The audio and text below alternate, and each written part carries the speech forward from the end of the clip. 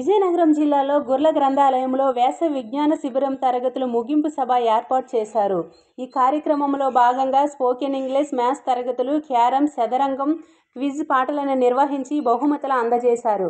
అదేవిధంగా మాతృభూమి సేవా సంఘం అధ్యక్షుడు బూర్ల పైడినాయుడు సేవలకు గాను ఎంఈఓ భానుప్రకాష్, జడ్పీహెచ్ఎస్ ప్రసాద్ తదితరులు సాల్వతో సన్మానించారు. ఈ కార్యక్రమాన్ని ఉద్దేశించి పైడినాయుడు మాట్లాడుతూ, చిన్నప్పుడు తలదించుకొని చదివితే పెద్దయ్యాక తల ఎత్తుకొని బతికేలా చేస్తుందని, అంత విలువ చదువుకు ఉందని అన్నారు. అందుకని పిల్లలు బాగా చదివి మరింత ఉన్నత శిఖరాలకు ఎదగాలని కోరుకుంటున్నానని అన్నారు. ఈ కార్యక్రమంలో Hindi teacher Chinnadevi, food vigilance Padmalatha, Gurla Ganesh, Satyarao, Navabharathi, Eswarrao తదితరులు పాల్గొన్నారు.